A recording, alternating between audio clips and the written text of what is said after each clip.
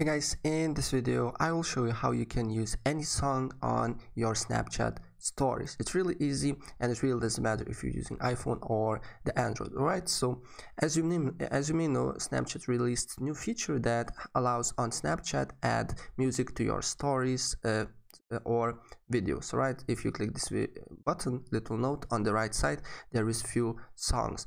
And also they released a new feature that you can now create your own sound, and if you want to watch it how you can do that, I will leave the link in the description below.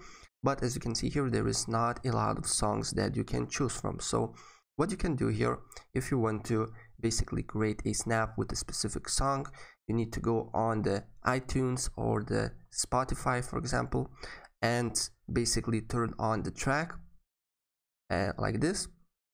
And of course I will not be using sound because you will not be hearing me, but simply turn on the track and then go on Snapchat, make a snap photo, make a snap video, and it will be with your specific song. Right, so that's the only way for now how you can basically do a snap with a specific song that you want. Right, so guys, that's pretty much it. If I help you out, please press like button and subscribe for more. Take care. Bye.